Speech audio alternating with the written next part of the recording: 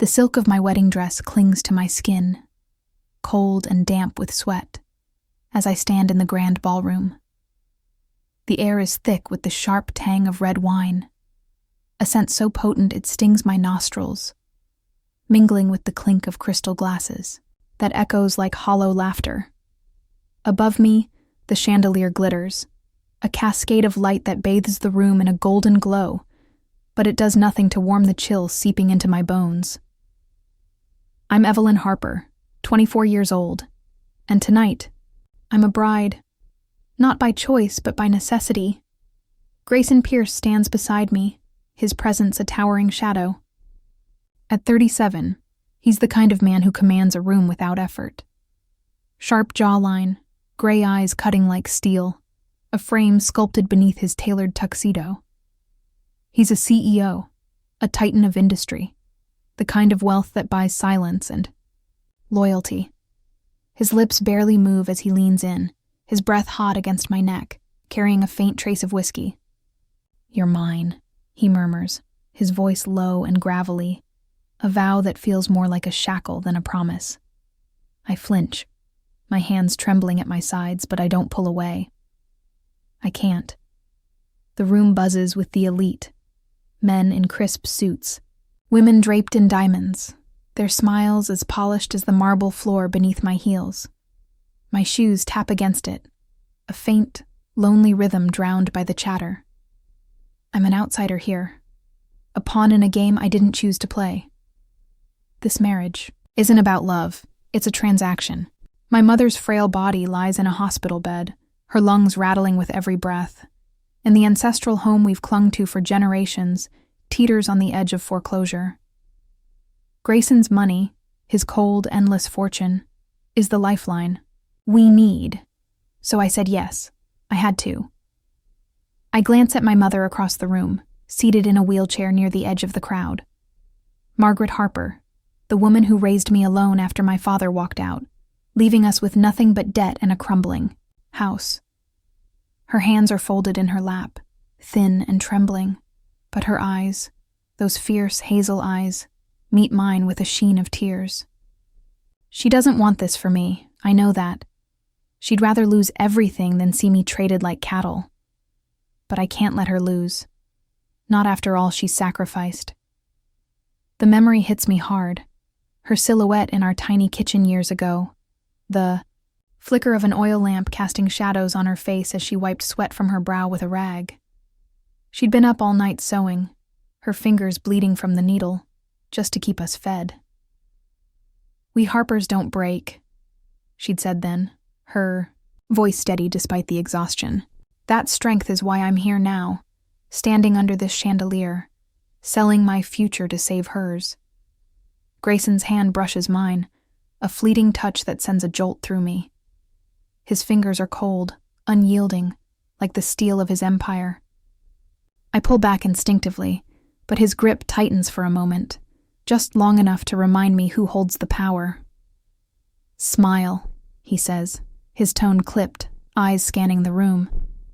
"They're watching." I force my lips to curve, but it feels like a grimace. The guests see a blushing bride. I see a prisoner in silk. The ceremony earlier was a blur, words spoken in a cavernous hall, vows exchanged under the weight of obligation. I barely heard the priest over the pounding in my chest. Now, the reception swirls around me, a masquerade of wealth and pretense. A woman in a sapphire gown laughs too loudly nearby, her perfume cloying as it drifts over. A man with slicked back hair raises his glass to Grayson, his grin sharp as a blade. They're congratulating him, not me. I'm just the prize he's claimed. I shift my weight, the heels pinching my feet, and catch my mother's gaze again. She beckons me with a weak wave, and I excuse myself from Grayson's side. His eyes follow me, a predator tracking its prey, but he says nothing. I weave through the crowd, the rustle of my dress loud in my ears until I reach her. Her hand feels fragile in mine, the skin paper thin, and I kneel beside her wheelchair, careful not to snag the silk on its metal frame. Evie, she whispers, her voice raspy. You don't have to do this. Her fingers tighten around mine, a desperate plea. I swallow the lump in my throat, forcing a smile. I do, Mom, for us. She shakes her head, tears spilling now, and I reach to wipe them away. That's when I feel it. A crinkle in the pocket of her shawl. My hand slips inside, curiosity overriding caution, and I pull out a folded piece of paper, yellowed with, and my breath catches as I unfold it, the ink faded but legible. A single line scrawled in a hurried hand. Forgive me, Margaret. No signature, no context, just those words, heavy with regret. I look up at her, questions burning in my chest, but her eyes dart away, her lips pressing into a thin line. Mom, what is this? I ask, my voice trembling. She doesn't answer, only grips my hand tighter, as if anchoring herself against a storm I can't yet see. Behind me, the clink of glasses rises again, and I feel Grayson's presence before I hear him. His shadow falls over us, his cologne, a mix of cedar and smoke, cutting through the wine-scented air. Evelyn, he says, his tone a command, wrapped in silk. I slip the letter back into her pocket, my heart racing, and stand to face him. His eyes flick to my mother, then back to me, a flicker of something, suspicion, crossing his face before it hardens again. Time to return, he says, offering his arm. I hesitate, the weight of the letter pressing against my mind, but I take it. His sleeve brushes my skin, cool and crisp, and I suppress a shiver. As we walk back into the sea of light and laughter, I can't shake the feeling that I've just stepped into a cage, one built not just by Grayson, but by secrets I don't yet understand. The Bentley hums beneath me, its engine a low growl that vibrates through my bones as we cut through the night. Rain streaks the tinted windows, blurring the city lights into smears of gold and red. But inside, the air is heavy with the scent of leather and whiskey, a sharp, bitter edge that clings to Grayson Pierce like a second skin. He sits beside me, his silhouette rigid against the dark upholstery, one hand resting on the armrest, the other gripping mine. His fingers are ice cold, unyielding, the knuckles whitening as he squeezes just a little too hard. I don't dare pull away. This isn't love, Evelyn, he says, his voice a low rumble, cutting through the hum of the car like a blade. This is honor. The words land heavy, final, as if he's reciting a creed he's lived by too long. I stare at the rain-slicked glass, my reflection a ghost staring back. Wide eyes, pale cheeks, lips pressed tight to keep from trembling. Honor. That's what he calls this cage he's built around me. But for me, it's survival. My mother's survival. And that's the only reason I'm here, letting his hand anchor me to this leather seat. The reception fades into memory as the miles stretch on, the clinking glasses and hollow laughter, replaced by the steady patter of rain and the occasional squeak of wipers. My wedding dress feels heavier now, the silk damp from nerves, sticking to my thighs like a shroud. I shift, the fabric rustling, and Grayson's eyes flick to me, those gray, piercing eyes that see too much and give nothing away. Stop fidgeting, he mutters, releasing my hand to adjust his cufflink, a glint of silver catching the dim light. I flex my fingers, the sudden freedom a small rebellion, but it does nothing to ease the knot in my chest. We pull up to his estate, a fortress of glass and stone that looms against the stormy sky, its windows glowing faintly like eyes watching our approach. The driver opens my door, and a gust of wind carries the scent of wet earth and pine, chilling my bare arms. Grayson steps out behind me, his polished shoes clicking on the driveway, and I feel his presence at my back, a wall I can't escape. He doesn't offer his arm this time, just strides ahead, expecting me to follow. I do, because what else can I do? Inside, The air shifts, cooler, sharper, laced with the faint bitterness of brewed coffee left too long on the burner. The foyer stretches wide, all marble and shadow, flanked by towering columns that lead to a grand staircase. Red velvet curtains frame the windows, heavy and oppressive, swallowing the moonlight whole. A housekeeper, silent as a wraith, takes my shawl, her eyes averted. Grayson gestures toward the stairs. "Your room's up there," he says, his tone clipped, businesslike. "Don't wander." It's not a request. I climb the steps, each, one echoing under my heels, the sound bouncing off the walls like a plea no one hears. My room, his word, not mine, waits at the end of a long hallway. The door creaks as I push it open, revealing a space that's both lavish and cold. A four-poster bed draped in cream linens, a mahogany dresser, a single armchair by a window that overlooks nothing but darkness. The coffee scent lingers here, too, mingling with the faint musk of polished wood. It's a prison dressed in luxury, and I'm its only occupant. My suitcase sits by the bed, my mother's doing, no doubt.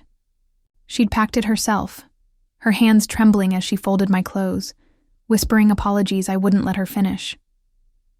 I kneel beside it now, the silk of my dress pooling around me, and unzip it with shaking fingers. Shirts, a sweater, a pair of worn slippers, small pieces of home in this alien place.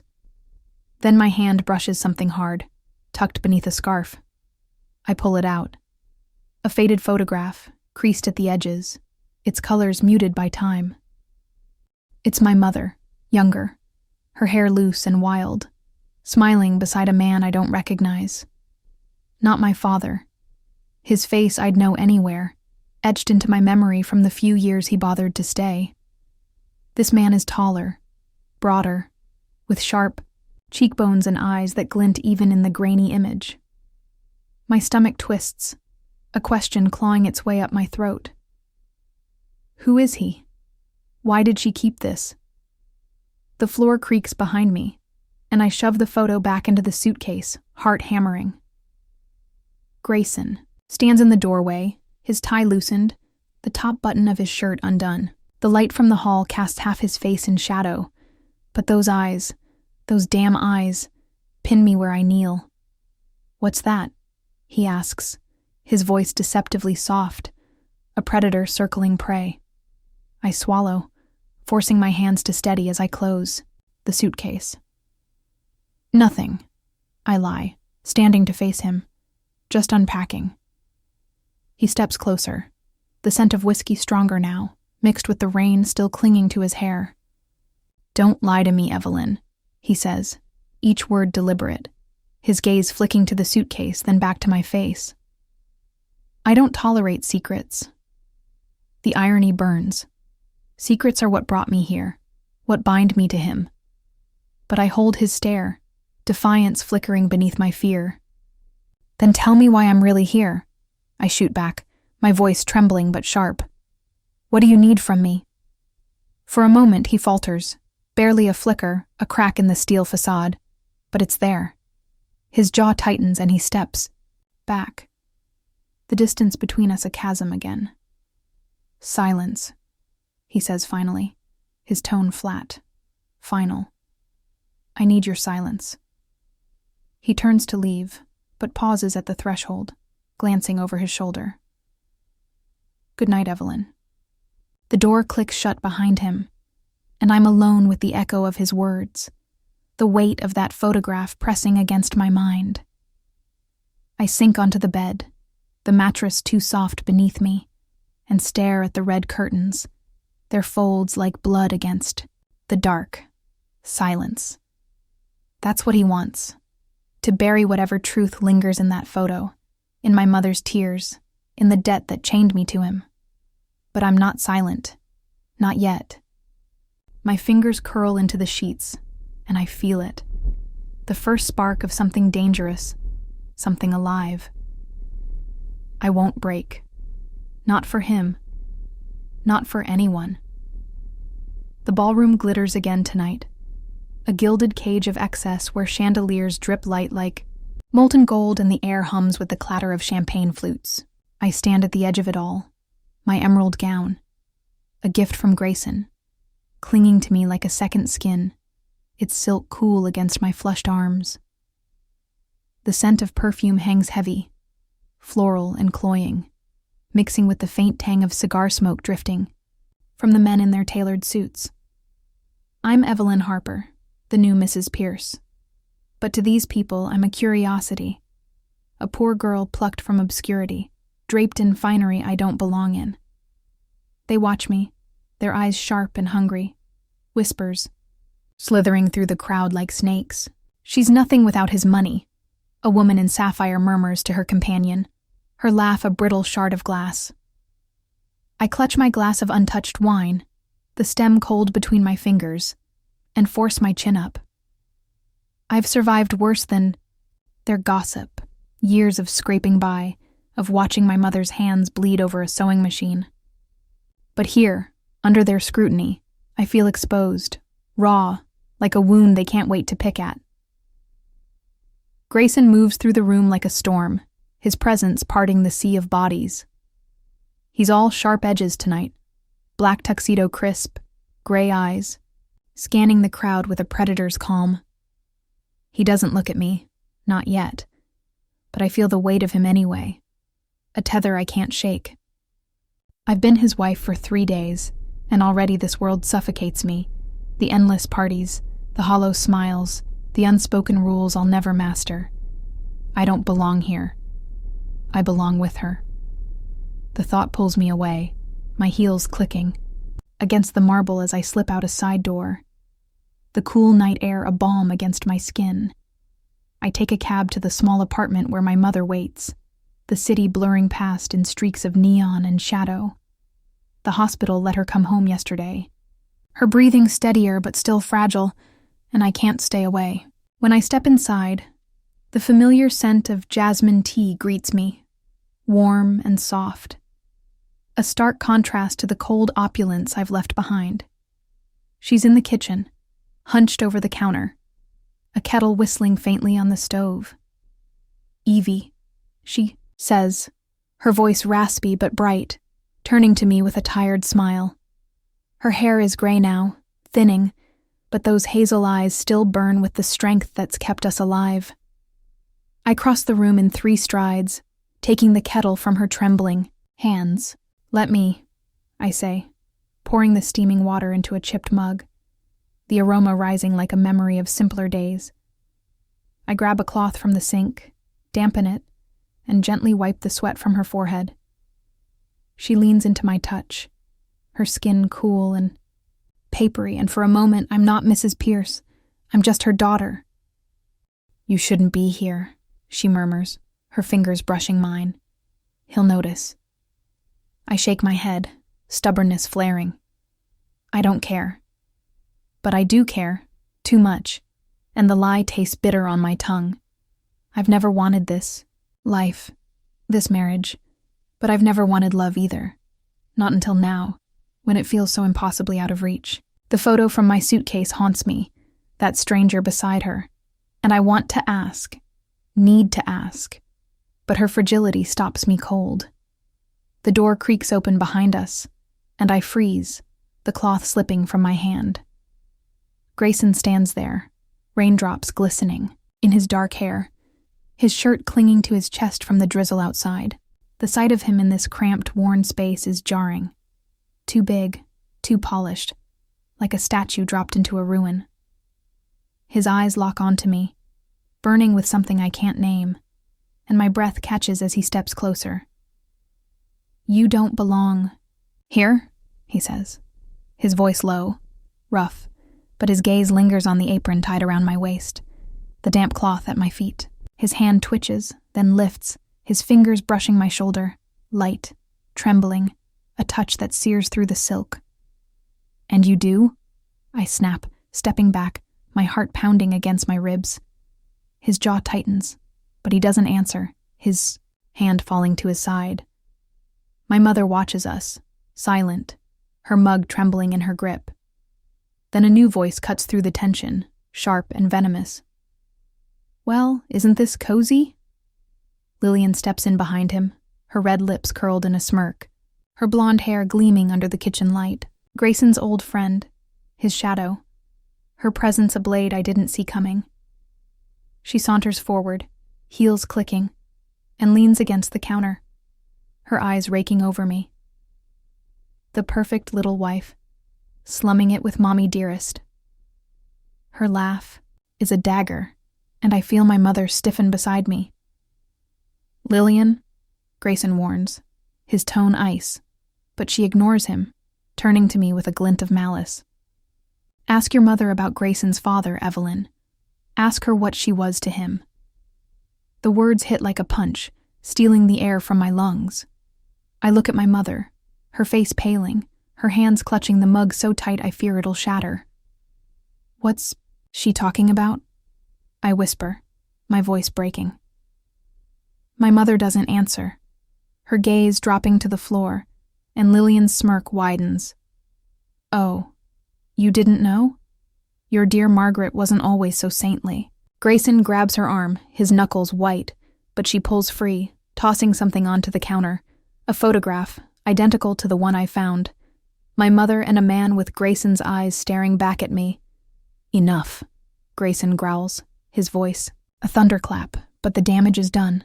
I stumble back, the room spinning, my mother's silence louder than any confession. Grayson steps toward me, his hand reaching out, but I shake my head, tears burning my eyes. "Don't," I choke out, turning to my mother. "Tell me it's not true." She doesn't. She can't. The kitchen closes in, the jasmine tea now, bitter in my throat, and I feel the weight of their world, theirs and mine, crashing down. "Honor," he called it. But this feels like betrayal, and I don't know who's holding the knife. The rain drums against the floor-to-ceiling windows of Grayson's office, a relentless tattoo that mirrors the chaos in my chest. I stand in the center of this glass and steel kingdom, the scent of cedarwood and leather thick in the air, mingling with the faint bitterness of spilled whiskey. The city sprawls below, a blur of lights through the storm. But up here, it's just me and him. Grayson Pierce, my husband, my jailer, and now, maybe my betrayer. His desk looms between us, a polished slab of mahogany cluttered with papers, a crystal tumbler lying shattered on its edge. I don't care how I got here, only that I'm here, and I need answers. "Who was my mother to you?" I shout, my voice cracking like the glass at his feet, tears hot on my cheeks. The photograph Lillian flung in my face last night burns in. My mind, my mother, young and radiant, beside a man with Grayson's sharp cheekbones, his gray eyes. I'd barely slept, the image chasing me through restless dreams, and now I'm trembling, fists clenched, demanding the truth. Grayson stands behind the desk, his shirt sleeves rolled to his elbows, his jaw tight as stone. He doesn't move, doesn't blink. But those eyes, those damn piercing eyes bore into me, dark with something I can't name. "Evelyn," he starts, his voice low, controlled, but I cut him off, slamming my hands on the desk. The impact stings my palms, papers fluttering to the floor. "Don't Evelyn me. Tell me." My chest heaves, the emerald gown from last night swapped for a simple sweater and jeans, but I feel no less exposed. Lillian's words echo. "Ask her what she was to him," and my mother's silence cuts deeper than any blade. I need him to speak, to fill the void she left. He exhales, sharp and ragged, and runs a hand through his dark hair, raindrops still clinging to the strands from his dash through the storm to meet me here. "I don't know everything," he says finally, his tone fracturing at the edges. "My father, he loved her, Evelyn, and I promised him I'd protect you." The words hit like a fist, knocking the air from my lungs. Loved her? My mother, Margaret Harper, the woman who stitched our lives together with bleeding fingers, tangled with the Pierce family. It's unthinkable, yet the photograph makes it real. Loved her? I choke out, stepping closer, my voice rising. What does that even mean? Did he ruin her? Did he ruin us? My father's face flashes in my mind. His thin smile, his quick exit when I was 6, leaving us with nothing but debt and a crumbling house. Was that because of Grayson's father? I search Grayson's face for lies, for guilt, but all I see is a flicker of pain, raw and unguarded, before he slams it shut again. He rounds the desk, his movements sharp, and I flinch as he stops inches from me. The air crackles between us, charged with rain and fury. I don't know, he snaps, his breath hot against my face, whiskey sharp on his tongue. He never told me the whole story, just that he owed her, and when he died that debt fell to me. His hand lifts, hovering near my cheek, and then it's there. His fingers tracing my jaw, slow and searing. A touch that sends fire through my veins despite everything. My heart stumbles, caught between rage and something darker, something I've never felt before. I should pull away. I should hate him. But I don't. I lean into it, just for a second, my eyes locked on his, and I see it. The crack in his armor, the man beneath the titan. His thumb brushes my lips, trembling, and I taste salt. My tears, or maybe his regret. I was supposed to keep you safe, he whispers, his voice breaking now, not trap you. His other hand grips my arm, firm but desperate, and I feel the heat of him through my sweater, the pulse of his need matching mine. Then why this? I ask, my voice a ragged plea, stepping closer until our chests nearly touch. Why the marriage? Why me? His grip tightens, his breath hitching, and for a moment, I think he'll kiss me. Those gray eyes darken, his lips part, but he stops, his hand falling away like I've burned him. He turns, slamming his fist into the desk, the sound a thunderclap that shatters the silence. The tumblers' remains scatter further, glinting in the dim light. Because I had no choice, he growls, his back to me, shoulders heaving. He made me swear it, on his deathbed, to pay the debt, to keep you from falling like she did. I stumble back, my mind reeling. A debt, a promise. My mother's life tied to his father's, and now mine to his. I want to scream, to claw, at the truth, but it's slipping through my fingers like the rain outside. I move without thinking, crossing to a filing cabinet in the corner, my hands shaking as I yank open a drawer. Papers spill out, contracts, letters, and there it is, buried beneath the mess, a yellowed document, the Pierce family crest stamped at the top. My eyes scan it, words blurring through tears. Repayment of debt incurred by Margaret Harper. Evelyn Harper to be secured. It's dated 10 years ago, signed by Grayson's father and countersigned by him. My stomach lurches. This isn't just a marriage. It's a transaction, written in ink and sealed with my life. I turn, the paper crumpling in my fist, and he's watching me now, his face pale, his hands braced on the desk. You knew, I whisper. The betrayal, slicing deeper than I thought possible. You knew all along. He doesn't deny it, doesn't move, just stares as the rain beats harder, a wall of sound closing us in. I drop the contract, my knees weak, and the room spins. Cedar wood, whiskey, and the bitter taste of a truth I can't unlearn. The hospital corridor smells of antiseptic and fear, a sterile tang that burns my throat as I run, my sneakers squeaking on the linoleum. The fluorescent lights buzz overhead, casting harsh shadows, but all I see is my mother's face. Pale, fragile, her hazel eyes wide with pain in my mind's eye. She's had a heart attack, the doctor's voice crackling through the phone an hour ago, and now the world is collapsing under me. My chest aches, not from the sprint, but from the weight of last night. Grayson's confession, the crumpled contract, the photograph of my mother with his father. I thought betrayal was the worst thing I'd face today. I was wrong. The city outside is a frenzy, flashbulbs popping like gunfire as reporters swarm the hospital entrance. I'd push through them, their shouts clawing at me. "Mrs. Pierce, is it true your mother broke the Pierce family?" Their cameras blinding, relentless. Lillian's doing, I'm sure of it. She'd stood in my mother's kitchen 3 nights ago, tossing that photo like a grenade, and now the shrapnel is everywhere. Headlines scream across my phone screen. Harper woman linked to Pierce scandal. My mother's name, her pain, splayed for the world to devour. I choke on a sob, shoving the phone into my pocket as I reach her room. She lies in a narrow bed, tubes snaking from her arms, the beep of a monitor slicing the silence. Her chest rises and falls, shallow but steady, and I collapse into the chair beside her, my hands trembling as I clutch hers.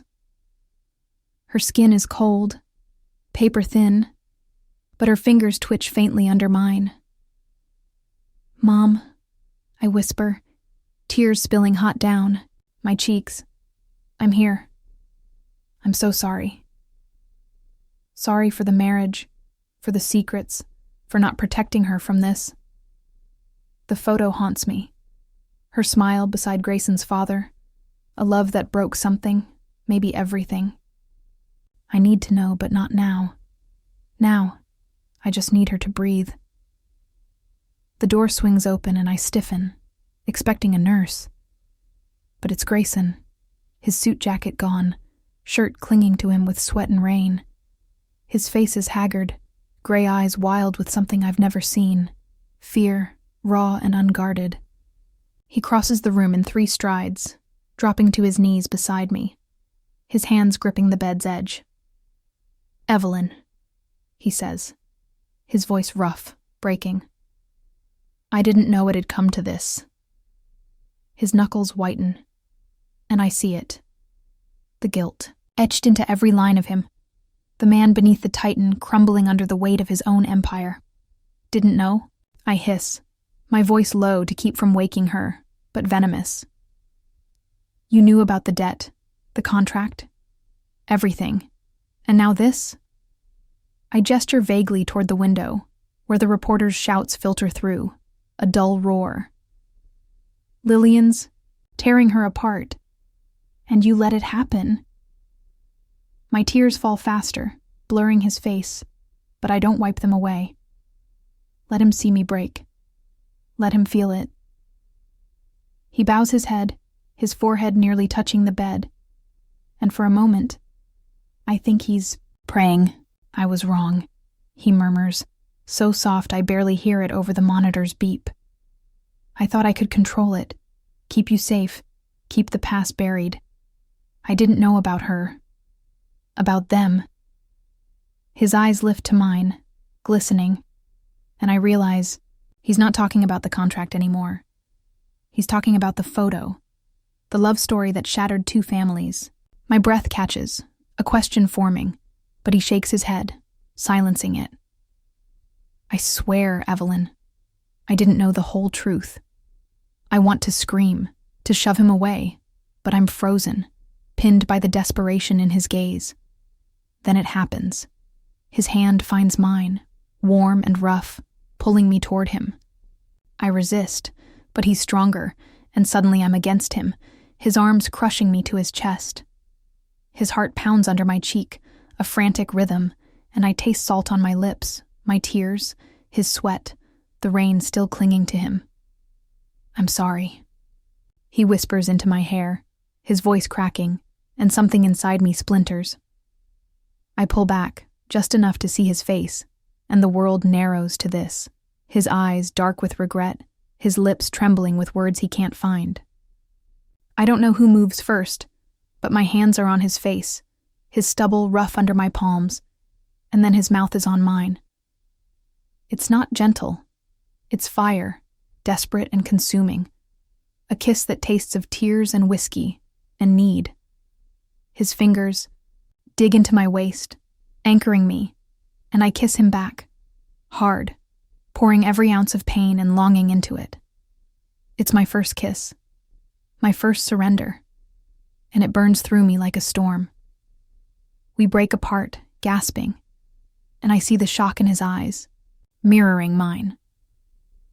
"Evelyn," he starts, but I shake my head, pressing a finger to his lips. "Don't," I say, my voice raw. "Not now." Because I hate him, I think. I should. But I don't. I need him, here in this sterile room with my mother's life hanging by a thread, and that scares me more than any scandal. A faint cough pulls me back, and I turn, heart leaping. My mother's eyes flutter open, hazy, but alive.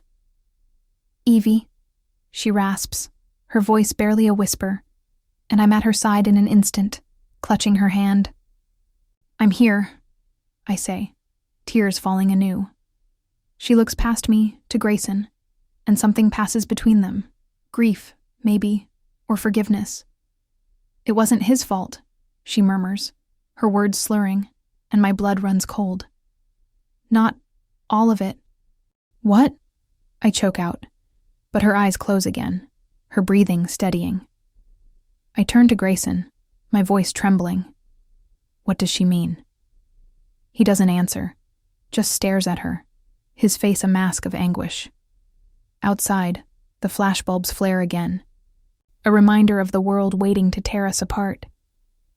But in here, with her hand in mine and his beside me, I feel it.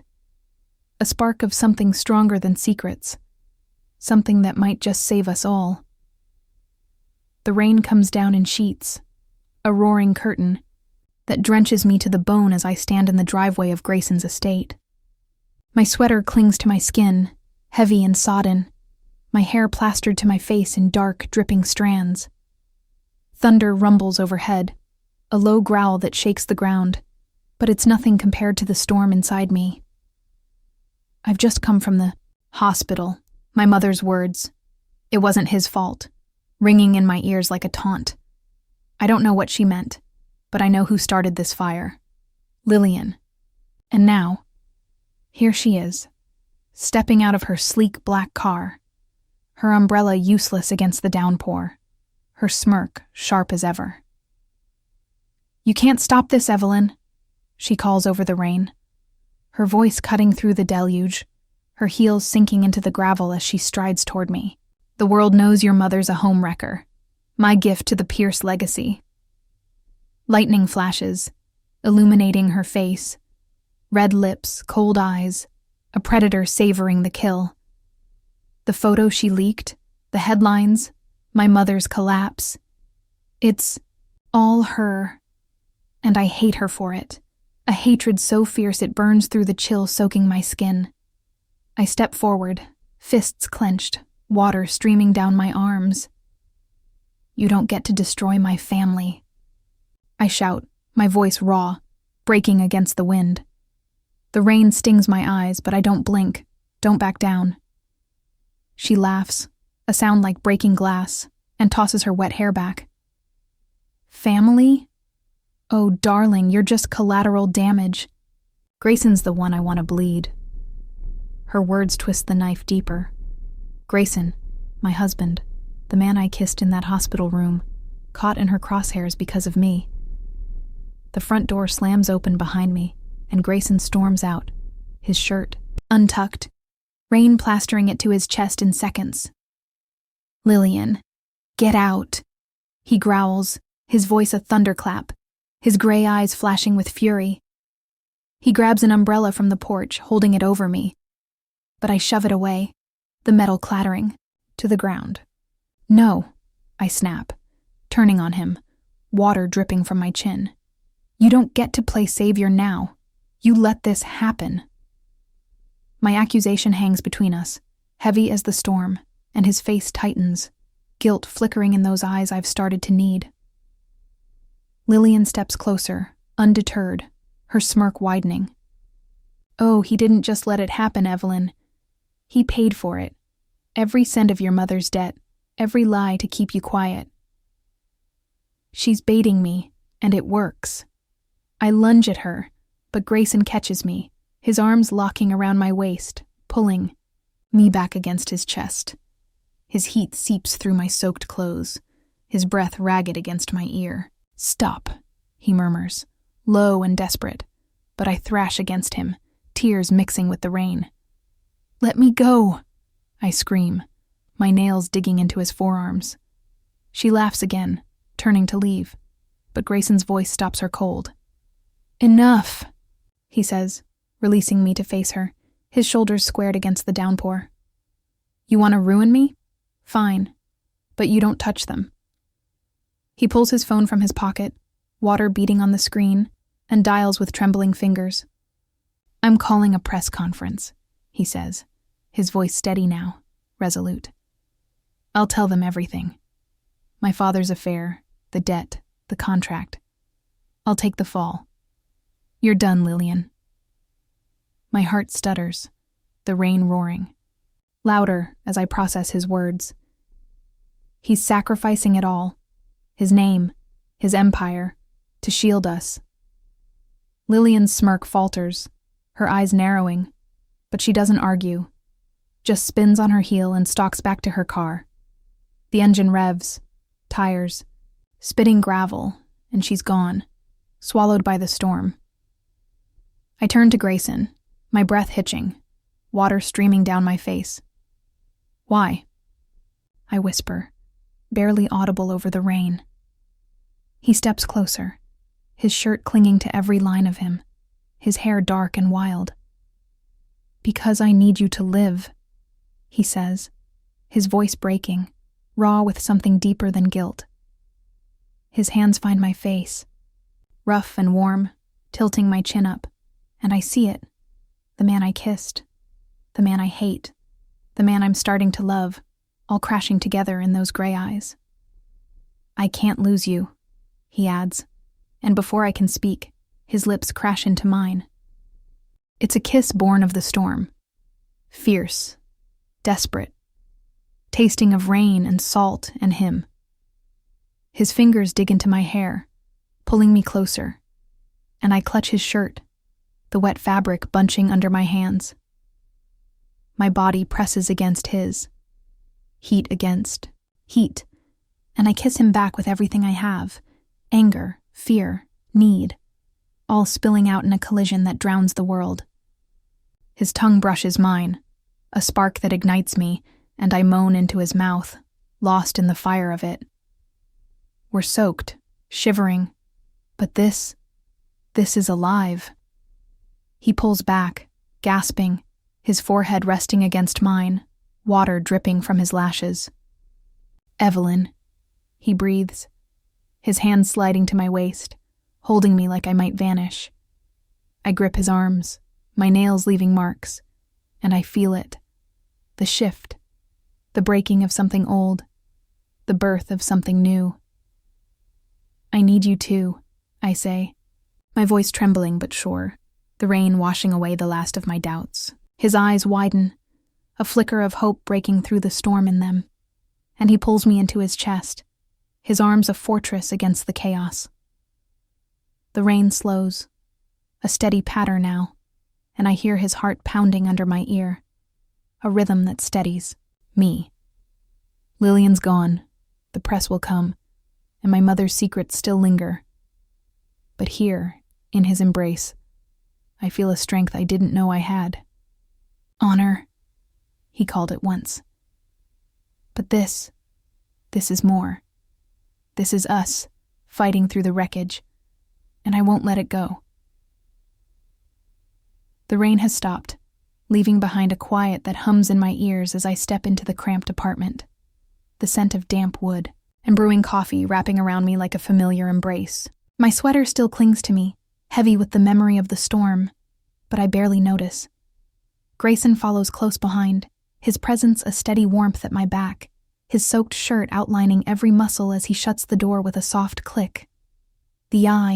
Hospital released my mother this morning. Stable, breathing, alive. And now she's here, Home, where I can protect her, where we can start to heal.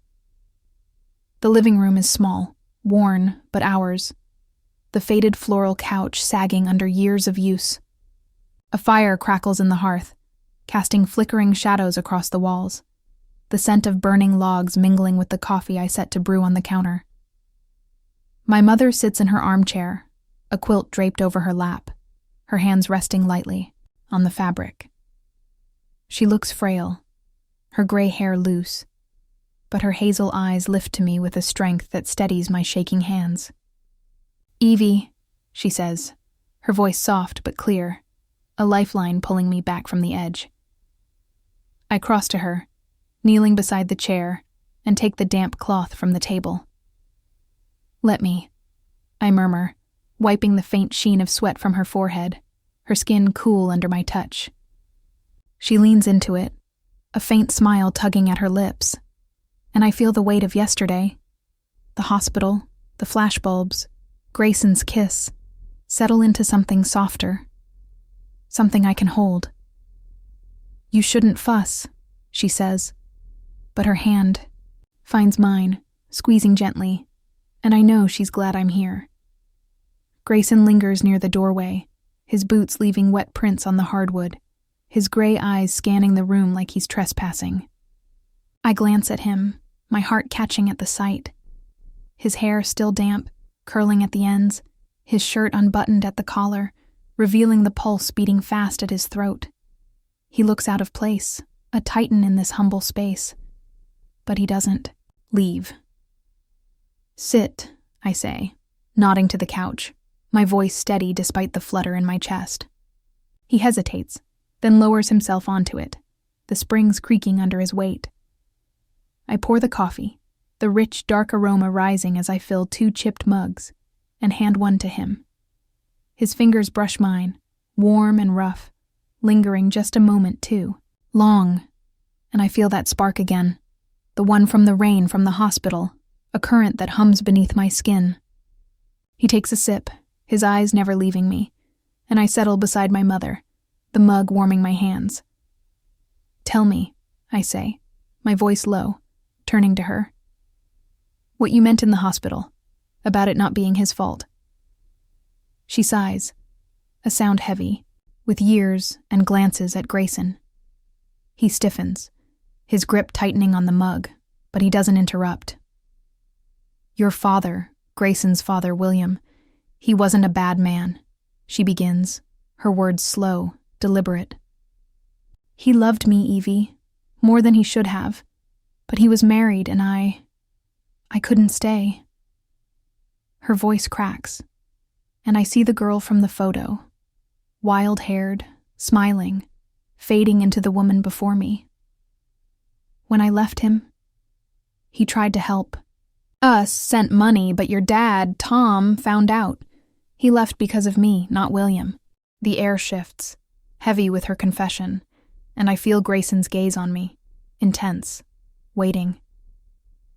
"He didn't ruin us," I whisper, piecing it together, my throat tight. "You did." She shakes her head, tears glistening. "No, Evie. I chose you over him, over everything. William wanted to fix it, but he got sick, and then—" She trails off, looking at Grayson, and I see it. The guilt they both carry, a shared burden passed down to us. Grayson sets his mug down, the clink loud in the quiet, and leans forward, elbows on his knees. "He made me promise," he says, his voice rough, raw. "On his deathbed, to pay the debt, to keep you safe. I didn't know about her, about them, until Lillian dug it up. I thought I was honoring him." His eyes meet mine, dark with regret, and I feel the crack in him widen, the man beneath the armor bared to me. "I was wrong," he adds, softer now. "And I've spent every day since trying to fix it." I swallow, the coffee bitter on my tongue, and look at my mother. She reaches for Grayson's hand, her fingers trembling but firm, and he takes it, his knuckles whitening. "You did," she says, her voice steady. You saved us, in your way. The fire pops, a spark leaping into the air, and I see it, the bridge between them, fragile but real, built on a past I can't change. I stand, moving to the hearth, the heat warming my legs, and Grayson follows, his shadow falling over me. I'm selling the estate, he says quietly, his breath stirring my hair. The money's going to her care, to this place. I'm done with it, all of it. His hand finds mine, his fingers sliding slow and deliberate over my knuckles, a touch that sends a shiver up my spine.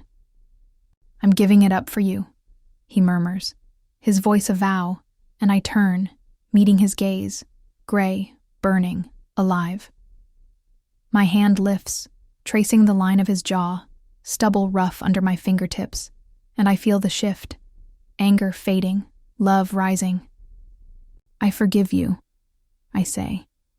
The words heavy but true, and his eyes close, a breath shuddering out of him. He pulls me close, his arms wrapping around me, and I rest my head against his chest, the steady thud of his heart a rhythm I could live. I love you, he whispers, so soft I almost miss it, and the firelight dances around us, a quiet promise of something new. The sun creeps over the horizon, painting the old shingles of our ancestral home in hues of gold and pink, a quiet promise after days of storm. I stand on the porch, the wood creaking beneath my bare feet, the air crisp with the scent of wet grass and cedar from Grayson's jacket draped over my shoulders. It's heavy, warm, still carrying the faint musk of him, wood smoke and rain, and I pull it tighter, my breath fogging in the early chill. Inside, my mother sleeps, her chest rising steady now, the hospital of fading memory. We're home, all of us, and for the first time, it feels like a victory. The screen door squeaks behind me, and Grayson steps out, his hair tousled from sleep, his shirt wrinkled but open at the collar. He sold the estate, true to his word, every dollar funneled into her care, into this house, stripping away the last of his gilded cage. He looks lighter for it, the lines around his gray eyes softer, though they still burn when they meet mine. Morning, he says, his voice low, rough with the remnants of last night's coffee and confessions. He holds 2 mugs, steam curling from them, and hands me one, his fingers brushing mine, a touch that lingers, steady, grounding. I take a sip, the warmth spreading through me, and lean against the railing beside him. The coffee's strong, dark, the way we both like it, a small thread tying us to that night by the hearth. She's better, I say, nodding toward the house, my voice soft but sure. Stronger every day. He nods, his gaze drifting to the yard where dew glints on the grass like scattered diamonds. She's a fighter, he murmurs, and I hear the echo of my mother's words. We Harpers don't break, mingling with his own resolve. We stand in silence for a moment, the world waking around us, birds chirping, a distant car rumbling down the road. The press has quieted, Lillian's venom spent after Grayson's confession aired live 2 days ago. He'd stood before the cameras, rain-soaked and unyielding, laying bare his father's affair, the debt, the contract, everything to shield us. The headlines shifted overnight. Pierce heir sacrifices all for love. I'd watched, heart in my throat, as he burned his empire to ash for me, for her, and I knew then what I'd only felt before. He was mine, not by force, but by choice. You didn't have to do it, I say now, turning to him, my mug warm against my palms. Give it all up. His eyes flick to me, sharp and searching, and he sets his coffee on the railing, stepping closer. Yes, I did, he says, his voice firm, unwavering. It was never mine. Not really. It was his, built on lies I couldn't carry anymore. His hand lifts, cupping my cheek, his thumb tracing the curve of my jaw, and I feel it, the heat of him, the truth in his touch. "I belong to you," he whispers, his breath stirring my hair, and my chest tightens, a knot of fear and hope unraveling at once. I set my mug down, my hands finding his chest, the steady thud of his heart beneath my fingers. "Forever?" I ask, my voice trembling, not with doubt but with the weight of it. This love, this life we're building from the wreckage. His eyes soften, a smile tugging at his lips, rare and real. "Forever," he says, and he leans in, his mouth brushing. Mine. A kiss gentle this time, not the fire of the rain, but the glow of dawn, a promise sealed in the quiet between us. His lips are warm, tasting of coffee and him, and I melt into it, my arms sliding around his neck, holding him close. The door creaks again, and we pull apart, my cheeks flushing as my mother steps onto the porch. She's wrapped in a shawl. Her steps slow but steady, and she smiles, a small, knowing curve that lights her face. "Morning, you two," she says, her voice stronger now, carrying the resilience I've always known. Grayson moves to help her, but she waves him off, easing into a rocking chair with a grace that defies her frailty. "I'm fine," she insists, her eyes twinkling as they shift between us. Better than fine, seeing this.